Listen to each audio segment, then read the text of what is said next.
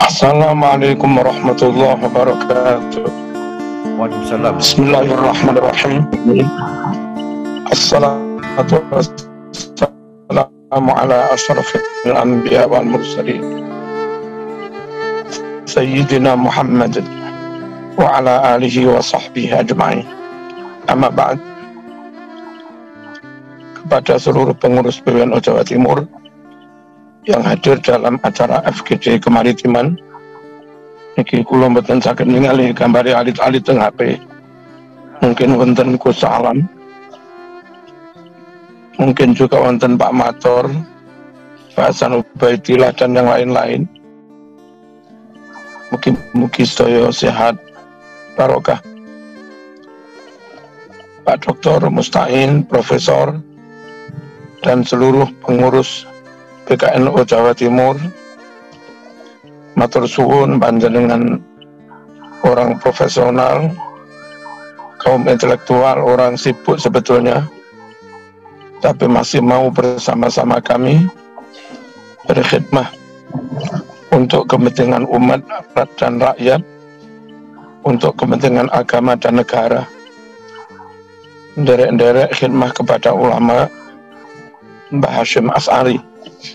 Semoga khidmah panjenengan diridhoi Allah Subhanahu wa taala, di syafaati Rasulullah sallallahu alaihi wasallam, dan diberkahi para wali, para muassis Nahdlatul Ulama, Mbah Hashim, Mbah Wahab, Mbah Bisri, amin Allahumma amin. Hadirin pengurus PWNU Jawa Timur, juga PKNU Jawa Timur yang sangat kami hormati, upaya maksimal untuk meningkatkan eksploitasi pemanfaatan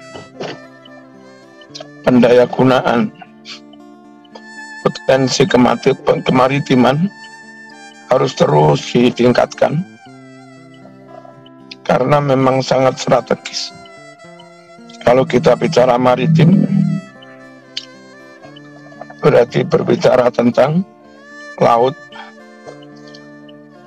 berbicara tentang batas negara, berbicara tentang pintu masuk ke daratan suatu negara, berbicara tentang pantai, berbicara tentang mana kawasan lindung, mana kawasan strategis yang bisa dimaksimalkan pemanfaatannya untuk kegiatan ekonomi dan yang lain-lain. Mana pula kawasan pertambangan, mana-mana yang bisa dikeluarkan izin pertambangan, mana pula yang nggak boleh dikeluarkan izin pertambangannya. Dan kalau perlu nanti sampai dilakukan pemetaan untuk sektor ini, kalaupun boleh ditambang, cukup oleh Pemda misalnya, tapi tetap pengawasan Pemda. Untuk yang potensi laut pertama, potensi perikanan. Saya ingin sekali negara hadir dalam upaya memaksimalkan potensi perikanan. Mungkin apa enggak kalau BUMN punya kapal besar penangkap ikan sekaligus juga memprosesnya, sehingga begitu melaut 2 bulan 3 bulan pulang sudah membawa ikan kaleng siap dipasarkan dengan merek tertentu. Kemudian kepalanya mungkin juga sudah diproses menjadi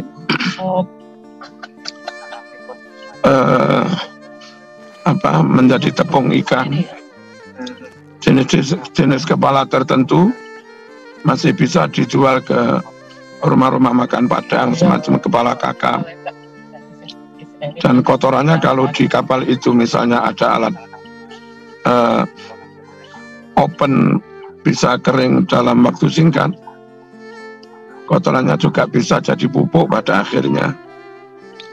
Andai bisa mendesain kapal seperti itu atau membeli kapal seperti itu, dan itu milik negara, milik BUMN, saya kira sangat penting upaya memaksimalkan potensi laut dari sisi ikannya, baik di laut kita maupun di perairan lepas, bukan milik suatu negara. Negara-negara lain seperti Taiwan itu sudah melakukan itu.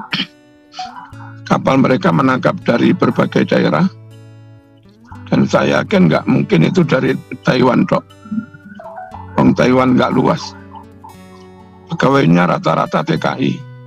Satu kapal itu pegawainya bisa 1000 atau lebih. Pulang sudah membawa ikan jadi seperti yang kami sampaikan tadi. Nilainya bisa ratusan miliar. Di samping itu ada yang milik BUMN kapal seperti itu. Saya kira juga perlu ke swasta diberi kesempatan dengan dibuatkan regulasi tertentu, tidak sampai merugikan nelayan biasa, nelayan rakyat kecil dalam hal ini tradisional, juga tidak sampai menimbulkan pencemaran. Konservasinya tetap dipikir, dan tentu juga bisa memberi keuntungan kepada negara. Kemudian menurut kami masyarakat pesisir untuk memanfaatkan laut masih perlu diberi pelatihan edukasi bagaimana memaksimalkan potensi laut. Misalnya kalau ada terumbu karang diapakan, kemudian yang potensi untuk rumput laut bagaimana seharusnya, yang potensi untuk benur, baik itu udang windu atau lobster dan yang lain-lain, bagaimana masyarakat kecil diedukasi, diberi pelatihan untuk bisa memaksimalkan penetasan bibit-bibit tersebut dan yang lain-lain. Lalu menurut kami juga pengawasan secara maksimal. Kalau memang jenis ikan tertentu nggak boleh ditangkap, maka harus ada pengawasan biar tidak sampai punah. Kami kadang-kadang kalau di TPI Lamongan itu melihat beberapa jenis ikan tertentu yang menurut saya itu nggak boleh ditangkap, ternyata ditangkap juga. Pengawasannya lemah. Itu yang potensi laut terkait dengan ikan. Belum lagi yang potensi bibir pantai,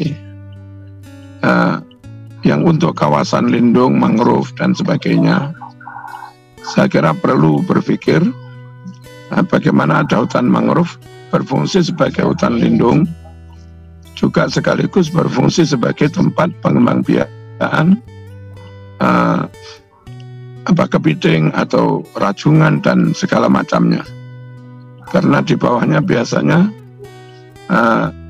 pada batas tertentu, kemudian planktonnya, lalu kesuburan lumpurnya kayak apa, itu disukai kepiting untuk nolor di situ.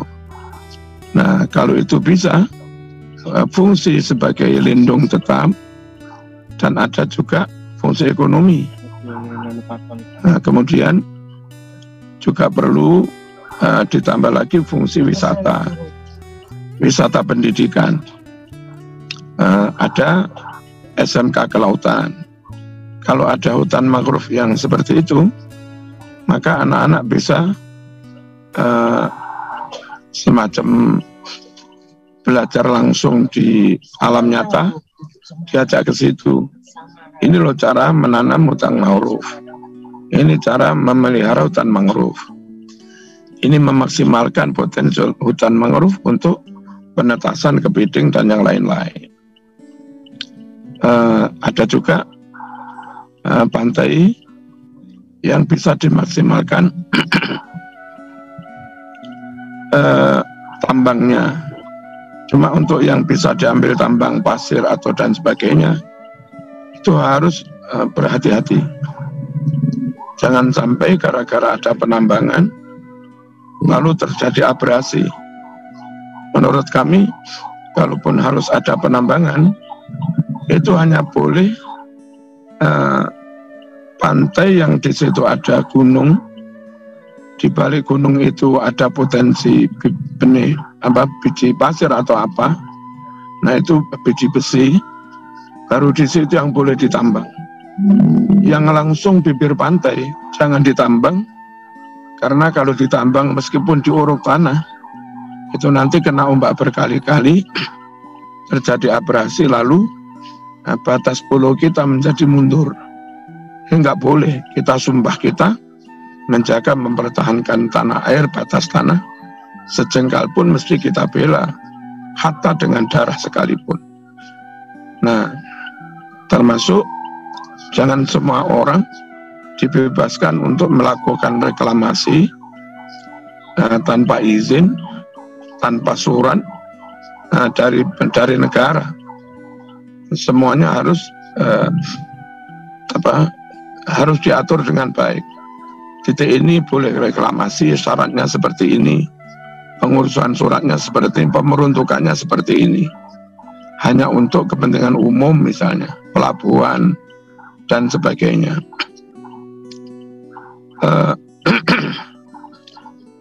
Kemudian fungsi pengawasan. Masyarakat pesisir di samping diedukasi, ditingkatkan kemampuannya untuk memaksimalkan pemanfaatan potensi pesisir juga potensi laut.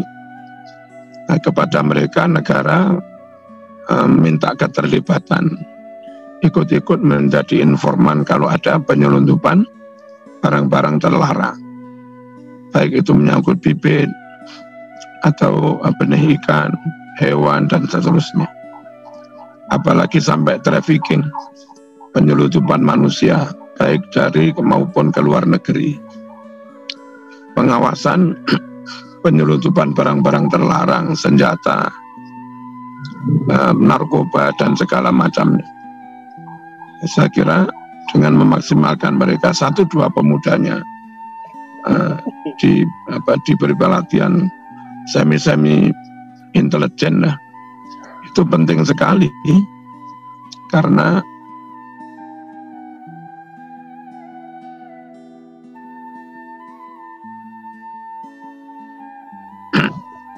jalur tikus. Dan non sewu, setahu saya masyarakat pesisir itu lumayan cerdas-cerdas. Perhatian negara kepada potensi-potensi SDM bagi anak-anak pesisir saya kira perlu ditingkatkan lagi. Ada tes EQ, SQ, EQ kepada mereka yang bagus-bagus, saya kira bisa diberi kesempatan untuk mendapat beasiswa untuk memaksimalkan potensi mereka. Bagi NU sendiri, karena rata-rata masyarakat pesisir itu NU, memperhatikan mereka berarti memperhatikan NU, menjaga mereka berarti menjaga NU, meningkatkan mereka berarti meningkatkan NU. Dan mereka umumnya nyun sewu banyak yang di bawah garis kemiskinan. Kalau kita nggak memperhatikan mereka, berarti nggak memperhatikan masyarakat NU secara umum. Ini yang perlu kami sampaikan sekali lagi. Potensi laut monggo, potensi perikanan, lalu aturan-aturan perlu dibuat, regulasi, kemudian mana-mana tambang yang boleh ditambang, terus modelnya kayak apa, masuk kelompok yang apa, izinnya kayak apa, lalu pemanfaatan mangrove,